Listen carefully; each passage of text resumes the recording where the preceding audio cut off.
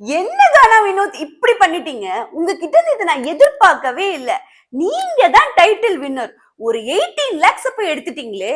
உங்களுக்கு 18 lakhs இல்லங்க, 50 லட்சம் ரூபாய் காத்துட்டு இருக்கு. நான் வெளிய கேட்ட வரைக்கும், நான் அன்னைக்கு எபிசோட் போய் நேர்ல பார்த்த வரைக்கும் எல்லாருமே டைட்டில் வின்னர் கானா வினோத்தா தான் இருக்கணும். அவர் தான் பண்ணணும். அவர் நம்ம ஏரியா புள்ள.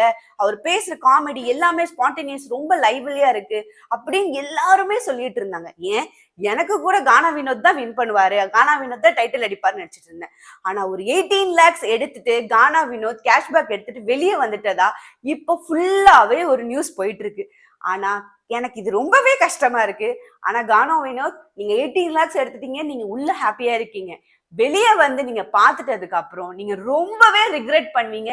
தேவையில்லாம இந்த 18 lakhs எடுத்துட்டோம் மேடா, நம்மளுக்கு 50 லட்சம் ரூபாய் காத்துட்டு இருந்துச்சேடா, நீங்க ரொம்ப ஃபீல் பண்ணுவீங்க. ஏங்க கொஞ்சம் பொறுமையா இருந்திருக்கலாம்ல.